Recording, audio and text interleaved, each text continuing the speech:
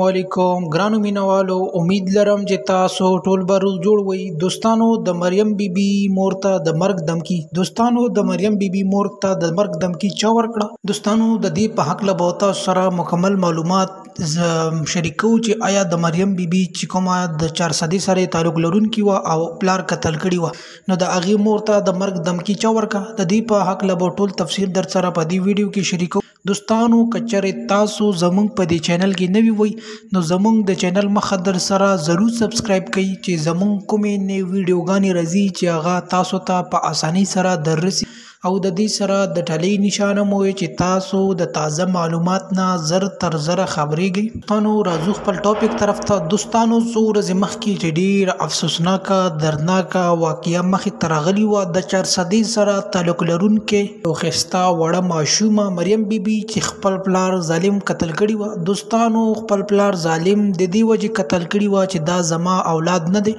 مطلب دا زما خپل اولاد نه دی بلکې زما د ښځې د بل چا نه دا اولاد شوی دی. نو دوستانو د دې په وجه باندې پلار ظالم هغه په چاړه باندې قتل کړي وه او څو ورځې د هغې پته نه وه چې د دې قاتل څوک دی. دوستانو د څه تفتیش نه بعد پولیس دا ثابته کړه چې آیا چې کومه مریم بیبي په چاړه باندې قتل شوی دی. دوستانو د هغې قاتل خپل پلار ظالم وختو، هغې نه بعد دوستانو گرفتار کړو او د هغې نه بعد هغه ته د پانسۍ سزا ورکړله. دوستانو د هغې په وجه باندې په 400 کې او مختلف سیمو کې خلکو احتجاجونه وکړو چې څوک هم د ماشومانو سره داسې غلط حرکتونه کوي یا ریپ کوي یا قتل کوي نو هغه ته د پانسۍ سزا میلاو شوي. دوستانو د دې په حق باندې د مریم بیبي مور ته د قاتل والا ورور یعنی د مریم تر دا دمکی ورکا چې ته به د مریم معاف کی، یعنی ته چې کله عدالت ته لاړه شي نو ته به ورته وایې چې ما خپل خاوند معاف کړی دی او دته د هیڅ قسمه سزا میلاو نشي.